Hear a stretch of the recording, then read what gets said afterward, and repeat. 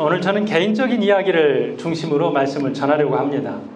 하나님께서 어떻게 저 개인을 향하여서 지금까지 인도해 오셨는지, 하나님께서 어떻게 일하셨는지 생각해 보는 시간을 지금까지 잘 가지게 됐습니다. 우선 저에게 있어서 하나님의 직접적인 인도하심이 있었어요. 그리고 또 하나는 하나님께서 저에게 주신 것이 약함이라고 하는 것인데, 약함을 통하여서 놀랍게 저의 사역을 인도해 가셨습니다.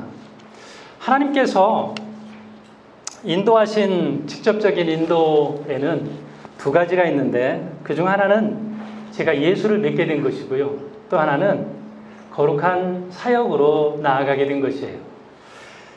저는 불교신앙을 배경으로 하고 있습니다.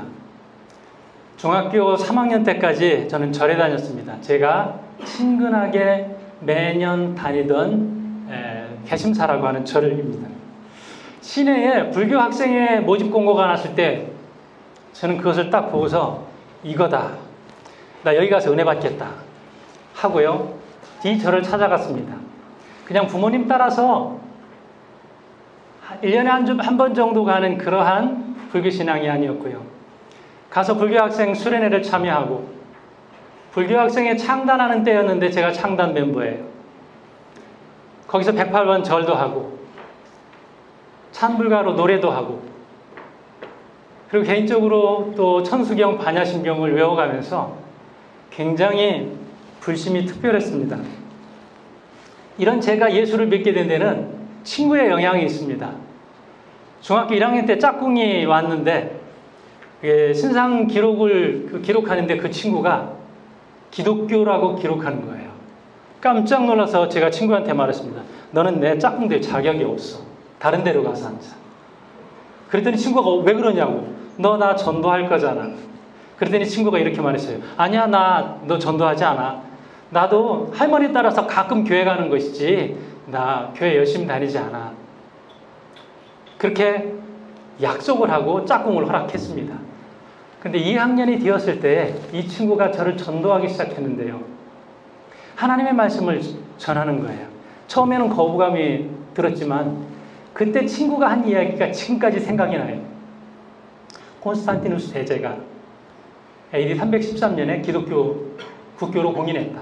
중학교 2학년짜리가 베드로가 물에 빠져서 죽을 거였는데 예수님이 건져주셨다. 저는 교회를 다니기 전에 그 친구가 전한 메시지가 아직도 기억에 남습니다. 그렇게 계속해서 복음을 저에게 전하는데 어떤 때는 거부하고, 너는 나를 따라서 절에 가야지 말이야, 이런 얘기를 하면서 거부했는데 6개월 정도 지나니까 그것이 제 마음속에 이슬비처럼 내려서 교회 가고 싶은 마음이 생겼어요. 그런데 친구가 교회 가자는 얘기를 안 하네요. 그래서 제가 말했어요. 나 교회 가도 돼? 친구가 얼마나 좋아했겠어요. 되지 말고. 그래서 교회 가자고 하는데 두려운 거예요. 제 마음속에는 부처님이 벼락을 때릴 것 같았어요. 우리 집안이 망할 것 같았어요. 친구에게 물어봤습니다. 나 교회 가면 부처님이 가만두냐고, 벼락 안 때리냐고. 그랬더니 친구가 그런 일 전혀 없을 거라고. 그래서 친구가 개런티해서 보증을 해서 절에 나갔어요. 지금까지 벼락은 아직 내리지 않았습니다. 하나님의 강건적인 인도하심으로 제가 구원을 받게 되었습니다. 다 그런 것은 아니에요. 저에게 주어진 하나님의 특별 케이스라고 생각합니다. 두 번째는 콜링이에요.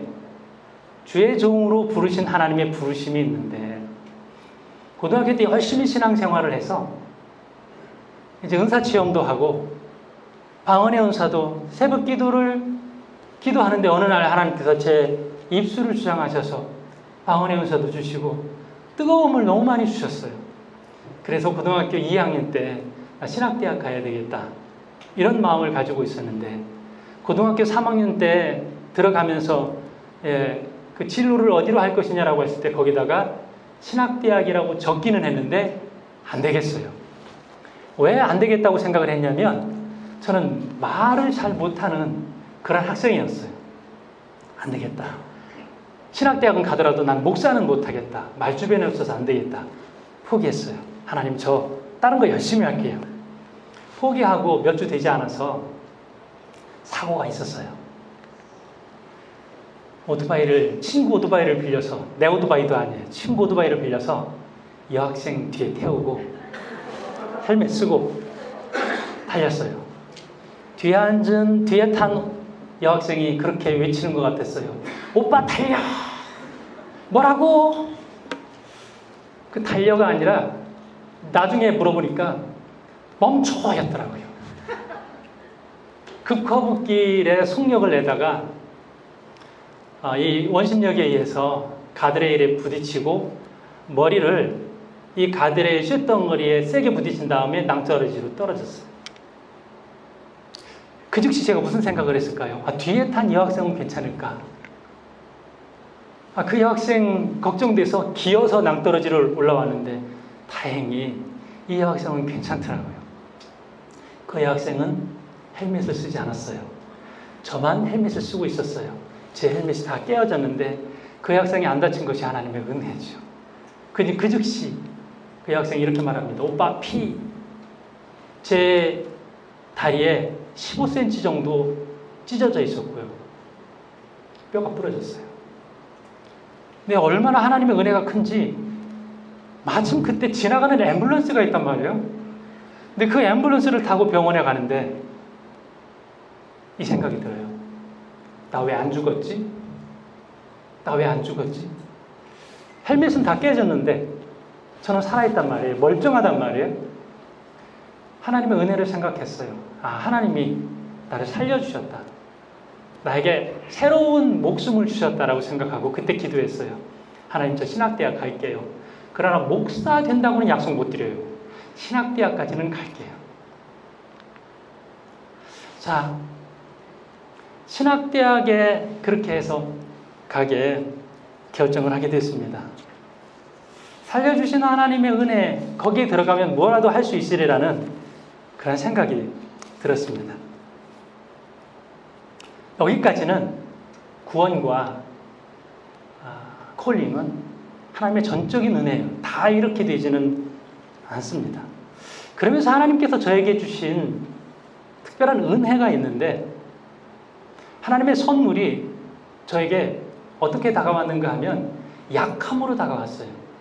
남들이 가진 것보다 좀 제가 덜 가진 것이 많아요. 다 나열은 할 수 없는데 그 하나가 저는 손가락 장애가 있어요.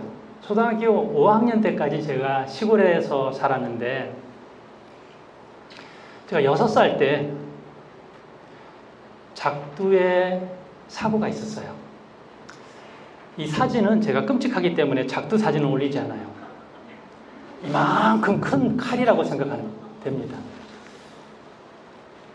6살 때 어른들이 작두를 사용하는 것을 이렇게 봤거든요. 호기심이 저는 참 많은 사람입니다. 이거 어떻게 사용하는 거지?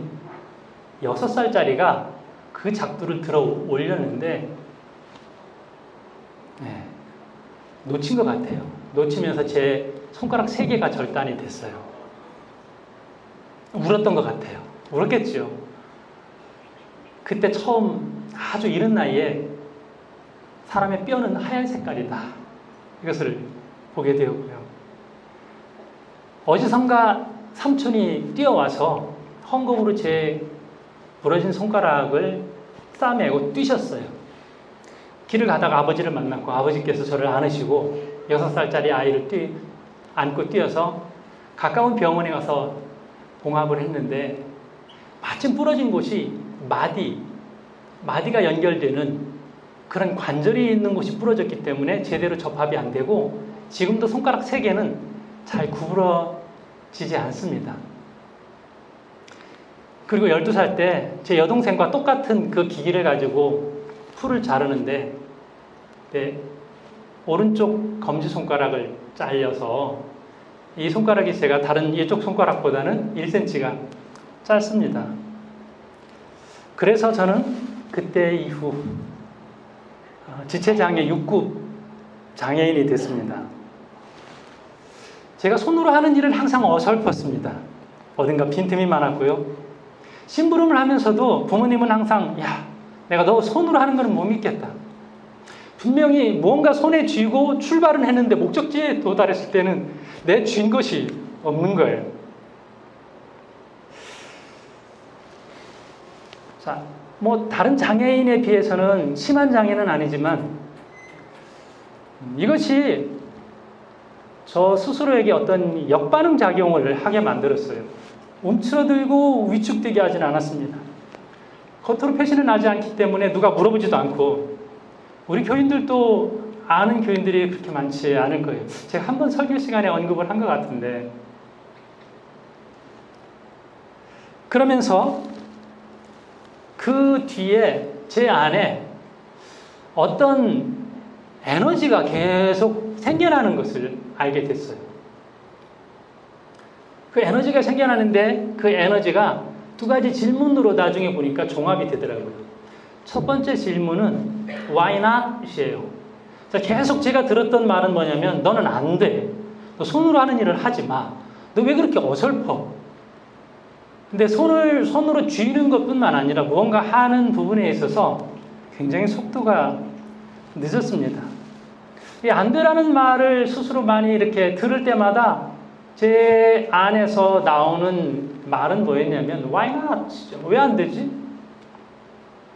신학대학에 들어가서 제가 전도사를 해야 되는데, 신학생으로 학생들을 지도를 해야 되는데 신학생들이 다 기타를 배우더라고요. 저한테 얘기하는 거예요. 전도사 하려면 기타 배워야 돼. 아, 배워야 되는구나. 그래서 기타를 하나 빌렸어요. 못 치겠더라고요.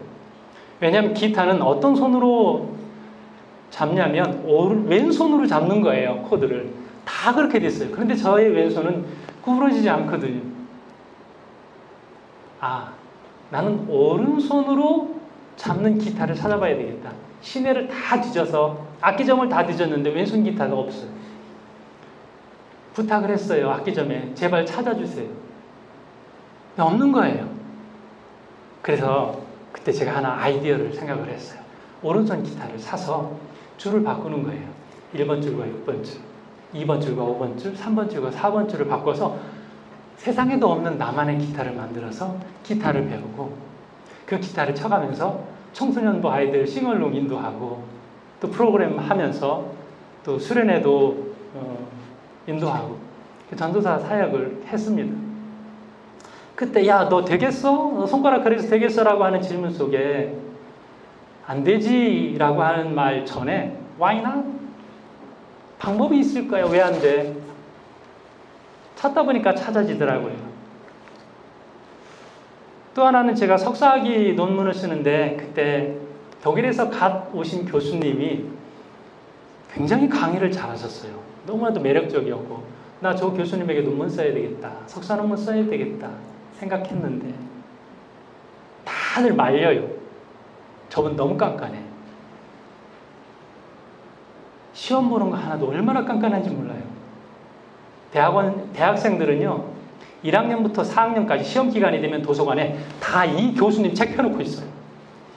1학년 때 페일하면 2학년 때, 2학년 때 페일하면 3학년 때 70%가 페일인데, 이 교수님의 그 과목 점수 받는 것은요, 좋은 점수 아니에요. 그냥 D라도 통과되는 게 목적이에요. 그렇게 해서 1학년부터 4학년생 전체가 이 교수님 헬라어 같은 수업을 듣거든요. 그때 제가 교수님에게 찾아가서 제가 교수님에게 논문을 쓰겠습니다. 허락하셨어요. 주변에서 말렸지만 쉬운 방법이 있는데, 쉬운 과목이 있는데 왜 하필 그 교수님이냐. 제가 머리가 특별히 좋은 것은 아니에요. 우리 교인들 다 알아요. 그냥 그저 그래요. 그래서 1년 더 했어요. 남들보다 1년 더 이 교수님에게 논문을 썼어요. 한 챕터씩 써오라고 해요. 한 번에 다 써오지 말고. 그렇게 검사 받아가면서 논문을 썼어요. 박사학위 논문도 마찬가지였어요. 저는 박사학위를 요한계시록으로 썼어요. 친구들이 얘기해요. 너 박사학위 논문 뭐 써? 아, 나 요한계시록 할까요? 어렵지 않아? Why not? 다 피하는 거예요. 여러분 요한계시록 잘 안 읽죠? 왜요? 잘 몰라서. 읽어도 몰라서, 혹은 읽다 보면 겁나서. 목사님들도 잘 설교하기 어려운 부분인데 저는 why not? 너무 요한계시록을 하다 보니까 은혜로워요. 그 다음에 제가 손으로 하는 일 잘 못한다고 말씀드렸죠. 30대에 교회 건축 2번 했어요. 제가 2번째 건축한 교회예요. 물론 하나님께서 하셨죠. 그런데 주변에서 계속 저에게 들려주는 소리는 뭐냐면 너 할 수 있겠어? 건축이 얼마나 어려운데. 30대 초반에 시작했어요. 30대 후반에 또 하나 교회를 건축을 했습니다. 왜? 교회 지어야 되면 짓는 거지. 처음 교회는 낡아서 새로 지었고, 2번째 교회는 앉을 자리가 없어서 부흥했기 때문에 짓게 됐습니다. 또 하나 저에게 있는 질문은 이거예요. What's next예요. 내가 잘 못하는 부분이 있는데 딱 하나씩만 하면 되더라고요. 다음은 뭐지? 다음은 뭐지? 하나씩만 하면 돼요. 자, 제가 말하는 것이 굉장히 힘들었어요. 성경 공부 인도하는데도요, 처음에 그렇게 했어요. 제가 교환을 작성한 뒤에 동생들 먼저 앉혀놓고, 야, 나 성경 공부 인도할 거야. 한번 들어봐. 리허설 하고요. 그리고 교회 가서 성경 공부 인도했어요. 처음에. 그렇게 한 주에 하나씩만 하면 되더라고요. What's next? 다음은 뭐지? 설교할 때도 마찬가지예요. 전도사 사역을 하면서 처음 설교하는데 쉽지 않죠. 그런데 설교는 한 주일에 한 편만 준비하면 되는 거더라고요. 한 편 준비하고 한 편 설교하고 그 다음 설교를 준비하면 되더라고요. 설교뿐만 아니라 모든 일에 있어서 이렇게 말합니다. 다음은 뭐지? What's next예요. 그리고 제가 책을 한 걸 10년 전에 냈는데 이 책을 내기 위해 준비하면서 어디 도서관이든지 숙소를 잡아놓고 몇 달 동안 쓴 것이 아니에요. 일주일에 딱 한 편의 칼럼을 썼어요. 한 편씩 쓰다 보니까 나중에 책이 되었어요. What's next입니다. 제가 어느 날 하나님의 말씀을 이렇게 읽어가면서 사사기에 나오는 사사 에훗이 저를 많이 닮았다는 생각이 들었습니다. 그는 왼손잡이였습니다. 모압이라는 나라가 이스라엘을 괴롭힙니다. 어떻게 괴롭히냐면 농사가 다 짓고 난 뒤에 수확을 하는 시기에 쳐들어와서 수확한 것을 다 뺏어가는 거예요. 얼마나 얄미워요. 얼마나 화가 나요. 1년, 2년 그렇게 하는 게 아니에요. 10수년 동안 그렇게 와서 탈취해 가니까 하나님 앞에 이스라엘 백성들이 부르짖는 거예요. 하나님, 못 살겠어요. 우리 좀 살려주세요. 누구 좀 보내주세요. 하나님께서 이스라엘을 구원할 한 사사를 보내셨는데 그 사사가 에훗이라고 하는 사사입니다. 하필 왼손잡이네요. 왼손잡이 제가 비하하는 건 아니에요. 왼손잡이가 머리가 좋다고 하는데 그건 잘 모르겠고요. 오른손잡이가 머리가 좋을 수도 있고 왼손잡이가 머리가 좋을 수도 있어요. 그런 의미하고는 조금 다릅니다. 자, 왼손잡이. 어쨌든 오른손에 문제가 있어요. 근데 오른손은 뭐예요? 능력의 상징이지요. 창세기에서 축복을 할 때에도 요셉이 아버지 야곱의 축복을 받을 때 아들들에게 축복할 때 아버지 오른손은 큰아들 머리에 얹어주세요. 그런데 아버지가 그렇게 안 하거든요. 오른손을 둘째 아들 머리 위에 얹거든요. 너무 화가 나는 거예요. 이게 뭐냐? 오른손이 능력의 상징이 되고 축복의 상징이 돼요. 시편 60편에 보니까 주께서 사랑하시는 자를 건지시기 위하여 주의 오른손으로 구원하시고 응답하소서. 오른손으로 구원하소서. 이게 하나님의 능력이 된다는 거거든요. 상징적인 의미가 있어요. 오른손 하나님의 능력이다. 그런데 이 왼손잡이라는 말은 왼손을 오른손보다 더 잘 쓴다는 뜻이 아니라 이것은 오른손을 잘 사용하지 못한다 하는 말이 되는 것이죠. 자, 오른쪽, 왼쪽에 대한 말씀이 오늘 읽은 우리 사사기에 여러 번 기록이 되어 있어요. 왼손잡이 에훗, 또 오른편, 뭐 이런 말 잘 쓰여 있는데, 여기서 왼손잡이는 원어적으로 보면 오른손을 쓰지 못하는 사람이에요. 장애인이라는 말이죠. 그가 오른손이 없었든지 오른손을 잘 사용할 수 없었든지 왼손을 쓸 수밖에 없는 상황이 됐습니다. 그러면서 에훗이 이렇게 선언해요. 나 오른손 없는데 오른손 하나님께 맡깁니다. 하나님은 나의 오른손이 되십니다. 라고 선포하는 것입니다. 그에게 있어서 오른손이 없는 약함, 이게 뭐가 돼요? 이것은 자기를 강하게 만드는 것이에요. 오른손이 없으므로 왼손을 더 탁월하게 잘 사용하는 사람이 됐고, 나중에 그 왼손으로 하나님의 거룩한 역사를 이루게 된 것이죠. 어느 누구도 할 수 없었던 그 일을, 모압 에글론을 죽이는 그 역사를 그의 왼손으로 하게 된 것입니다.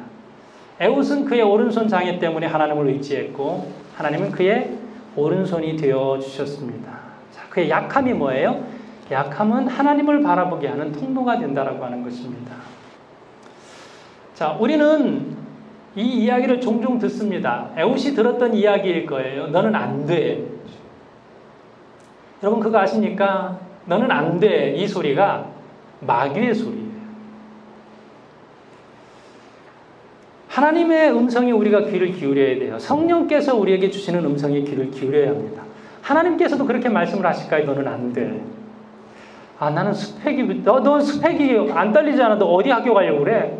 너 직장 어디로 가려고 그래? 아, 나 이렇게 가려고 그래. 너 스펙 안 되잖아. 이게 마귀의 음성이에요. 하나님의 음성은, 하나님은 나의 스펙. 선언하는 거예요. 성령의 음성이. 너 돈 없잖아. 성령의 음성은 어떻게 될까요? 하나님은 나의 재력의 근원이다. 너 몸 약하잖아. 하나님은 나의 힘의 근원이다. 세상 사람들이 자랑하는 것이 있어요. 이런 것은 어디 요즘 많이 나오냐면 SNS에 많이 자랑이라고 하면 안 되고 자랑질을 하죠. 자랑질. 뭐 먹었는지 어디 갔다 왔는지. 그런데 너 거기 갔다 왔구나. 좋겠다. 이렇게 안 하고 상처받아. 왜 우리는 거기 저기 못 가지. SNS가 누군가에게 상처를 줄 수 있는데 그때마다 하나님은 나의 오른손이라고 선포해야 할 줄로 믿습니다. 한번 생각해 보십시오. 그가 왼손으로 칼을 사용하는데 얼마나 어려움이 있었을까? 그때마다 한계에 부딪히고 포기하고 싶은 순간이 얼마나 많았을까? 우리는 여기서 왼손잡이가 모압 에글론을 찔러서 죽였다. 전쟁 끝. 간단한 스토리만 알고 있지만 거기에 나가기까지 하나님이 부르실 때까지 그는 얼마나 피나는 노력을 하고 서러움을 겪고 사람들 눈치를 보면서 나아갔을까 상상해 볼 수 있습니다. 어떤 한계를 넘어섰을 거예요. 그러다가 나중에 스스로도 놀랄 만큼 감탄을 하겠죠. 되네. 나도 되네. 다른 사람들이 오른손잡이가 못하는 것을 그가 능숙하게 하는 것을 알게 됐을 겁니다. 저의 이야기 하나를 더 드리고자 합니다. 저는 팬데믹 전에 이런 꿈을 가지고 있었어요. 세계가 5개의 대륙으로 되어 있는데 그 중에서 한 대륙에서 가장 높은 산 하나를 좀 오르고 싶다. 이게 제 꿈이었어요. 그 중에 선택한 것이 아프리카의 킬리만자로라고 하는 산이에요. 해발 5,895m. 저렇게 완만해 보이지만은요, 공기가 산소가 50%도 채 되지 않아서 중턱부터는 빨리 걸어갈 수 없을 만큼 굉장히 힘이 들어요. 이것이 2019년 라이언 킹 실사판 영화의 배경이 된 산이기도 하고요. 저 꼭대기에 올라가면 빙하가 있어요. 적도인데 빙하를 볼 수 있는 곳입니다. 이때 제가 6명, 저 빼고 6명으로 팀을 꾸려서 킬리만자로를 올라가게 됐습니다. 그런데 나중에 돌이켜보니까 좀 무모했던 부분도 있고요. 정말로 어려웠던 부분들이 있어요. 뭐가 어려웠냐면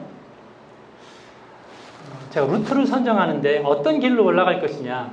하나는 쉬운 길이 있었어요. 작년에 유호준하고 유이 이런 산 좋아하는 청년 4명이 킬리만자로에 올라간 이야기가 예능 프로그램에 나왔었는데 일생에 한 번쯤은 킬리만자로. 처음에 올라갈 때 스텝진들, 포터 다 해서 한 130명 정도 올라갔는데 나중에 카메라맨도 겨우 1명이 남아서 정상 촬영하고 드론도 제대로 날릴 수가 없는 그런 상황이 된 이 프로그램이 있었는데요. 이 사람들이 올라간 곳이 보통 사람들 한 85%가 가는 곳이에요. 텐트를 지고 가지 않아도 돼요. 중간중간 산장이 있어서 산장에 딸려있는 개인 화장실도 있고 체력을 소모하지 않고 올라갈 수 있는 곳인데 저는 이렇게 생각했어요. 이왕 올라가는 거 전망이 좋은 곳을 가자. 그래서 저는 맨 왼쪽에 10% 등산가들이 선택하는 마차메 루트로 올라가게 됐어요. 텐트를 제가 짓는 건 아니지만 포터들 동원해서 올라가게 됐습니다. 그러면서 그때 어려움이 하나 또 있었는데 이때는 비가 내리는 우기였어요. 킬리만자로에 대우기, 소우기가 있는데 대우기는 아니고 소우기였는데 우기라는 것은 아래에서는 계속 비가 내려요. 그러니까 판초이를 입었지만은 배낭 사이로 물이 들어와서 굉장히 배낭이 무거웠어요. 산 위로 올라가면 눈이 얼마나 내리는지 앞이 보이지 않을 만큼 눈이 내리는 쉽지 않은 시기였어요. 해가 날 때는 함께 갔던 포터들이 바위에 옷을 말리는 그런 상황이었습니다. 그리고 누구나가 다 고산병을 겪는데 저는 첫날부터 해발 3,000m부터 고산병에 시달려야 했어요. 고산병은 음식을 제대로 먹을 수가 없어요. 두통 때문에 밤에 한 잠도 못 자요. 그러니까 한번 생각해 보십시오. 일주일 동안 밤에 한 잠도 못 자는 것, 자고 일어나면 5분 지났어요. 10분 지났어요. 제대로 먹지 못하고 먹은 것도 토하고 하는 그런 부분이에요. 올라가면서 이러한 기계를 보는데요. 이런 장비가 있어요. 고산병으로 쓰러진 사람을 침낭에 눕혀서 두 사람이 밀고 내려오는 기기죠. 돈 많은 사람은 헬기 타고 내려오고요. 그리고 제가 또 하나 지나고 나니까 이거 실수였다라고 생각한 거지. 둘째 날 일어나니까 밤별이 너무 아름다워요. 그때 제가 가지고 간 DSLR 카메라와 삼각대를 가지고 텐트 밖으로 나가서 그 삼각대를 지고, 제 삼각대는요 굉장히 컸어요. 저 뒤에 설치되어 있는 삼각대보다 훨씬 컸어요. 무겁고. 그거를 들고 이쪽 저쪽 다니면서 야경을 찍는 거예요. 제가 머물렀던 텐트고요. 이런 사진을 찍는 거예요. 자, 그리고 나서 산을 오르는데 마지막 날 밤 12시에 출발해서 일출을 보고 그 다음 캠프로 내려오는 여정이에요. 몇 시간을 걷냐면요. 20시간을 걸어요. 근데 저는 체력이 조금 방전된 것 같아서 1시간 먼저 출발한다고 했어요. 자, 정상에 12시에 오르는데 전 11시에 출발해서 오르다 보니까 마음은 있는데 올라가지 않는 거예요. 그래서 뒤에 늦게 출발한 사람들을 먼저 올라가도록 하고 올라가다 보니까 날이 밝은 거예요. 아직 정상에 도착 못했는데 날이 밝아오는 거예요. 근데 제 체력은 다 방전되어 있었어요. 그러다가 올려다봤어요. 다 날이 밝았는데 올라갈 곳이요 까마득해요. 제가 거기서 기브업 했어요. 포기했어요. 함께 간 가이드에게 나 더 이상 못 가겠다고, 여기까지만 하자고. 거기서 방에 앉아있어요. 근데 아프면 기어서라도 가고 싶었어요. 쩔뚝거리면서라도 두통은 참을 수 있었어요. 그런데 체력이 다 방전됐을 때는 단 한 발자국도 못 가겠더라고요. 그래서 기브업 했어요. 바위에 앉아 있는데 먼저 정상을 찍고 내려오는 사람이 있었어요. 독일 사람이었는데 저를 보면서 어떻게 올라갈 것이냐를 말하는 것이 아니라 어떻게 내려갈 것인가를 말해요. 그러면서 저에게 에너지바 같은 비상식량을 주면서 이거 먹고 큰일 난다고, 내려가라고. 근데 그거 받아서 먹는데 먹고 또 토해야죠. 한 5분 정도, 10분 채 되지 않게 앉아 있었어요. 근데 가이드가 이상한 말을 해요.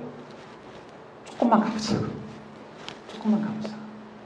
그때까지는 단 한 걸음도 나아갈 수가 없었는데 쉬고 숨 크게 쉬고 한 발자국을 걸으려고 하니까 한 발자국 걸을 수 있겠더라고요. 그래서 또 한 발자국 걸었어요. 그래서 몇 발자국 걸었어요. 제 느낌에 많이 걸었을 텐데 제 느낌에 몇 발자국 더 걸었는데 그게 정상이더라고요. 깜짝 놀랐어요. 그래서 정상에 올랐고요.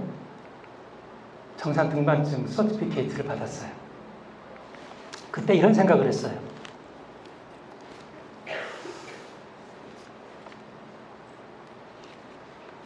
아무리 힘들고 어려운 상황 속에서 자, 우리가 각자 있는 자리에서 최선을 다해서 준비하고 애를 쓰지만 안 될 때가 있어요. 그리고 충분히 핑계거리가 있어요. 저는 거기서 내려왔어도 충분히 핑계거리가 있어요. 왜요? 많은 사람들이 거기까지도 못 오거든요. 절반 이상은 마지막 캠프에서 시도도 못하고 내려가는 거거든요. 그런데 저는 정상 바로 앞까지. 근데 그게 정상은 아닌 거거든요. 이런 포기하고 싶은 순간에 잠시 쉬고 멈춰도 되거든요. 좀 늦게 가도 되거든요. 그리고 숨 한번 크게 쉬고 딱 한 걸음만 더 걸으면 그 다음에 목적한 대로 이룰 수 있다. 저는 그때를 돌이켜서 계속 생각해도 이것이 제가 킬리만자로 등반을 통해서 얻은 가장 소중한 재산이에요. 에웃을 생각해 보십시오. 여러분 신체에 장애가 있습니까? 누구는 어느 부분이 좀 불편할 수 있고 어떤 부분이 좀 약할 수 있을 것입니다. 요즘은 신체의 약함보다는 마음의 약함이 더 큰 문제일 수도 있을 텐데요. 그 포기의 순간에 딱 조금 쉬어도 되고요. 딱 한 걸음만 더 쉬면 그 다음에 더 나아갈 수 있는 힘을 얻게 되거든요. 에웃이 이런 얘기를 해요. 자, 모압 왕 에글론을 왼손으로 칼을 찌를 때 그 바로 전에 무슨 얘기 하냐면요. 내가 하나님의 명령을 받들어. 이렇게 말해요. 하나님의 명령을 받들어. 여기 온 거예요. 접신에 온 거예요. 그러면 그는 이 말을 쉽게 한 것이 아니란 말입니다. 그가 칼을 왼손으로 사용하면서 수없이 노력하는 가운데에 하나님께서 너 포기하지 마. 내가 너와 함께 있을 거야. 나는 너의 오른손이야. 나는 너의 약함을 도와주는 전능하신 하나님이야. 거기서 분명하게 에웃에게 말씀을 주신 거거든요. 그 수없는 에웃의 안에 하나님께서 주신 메시지를 듣고 여기까지 오게 됐고 마지막 칼을 찌르면서 이거 하나님의 명령이다. 단호하게 선포하게 된 것입니다. 우리 코스탄들이 이 신앙으로 달려갈 수 있기를 주님의 이름으로 축복합니다. 여러분에게는 무한한 가능성이 있고 무한한 능력이 있는 줄로 믿습니다. 힘든 거 당연하고 포기하고 싶은 거 당연하지만 조금만 쉬세요. 조금 쉬고 거기 멈춰 있다가 숨 한번 크게 쉬고 한 걸음만 더 나아가면 하나님께서 우리의 오른손 되시고 우리의 손 잡아주시고 우리를 인도하시고 어디서 그런 힘이 이전에는 없었던 그런 힘이 솟아날 수 있도록 우리 하나님께서 힘주실 줄로 믿습니다. 이 에웃과 같은 담대한 믿음이 저와 여러분에게 있어서 끝까지 승리할 수 있기를 주님의 이름으로 축원합니다. 기도하겠습니다.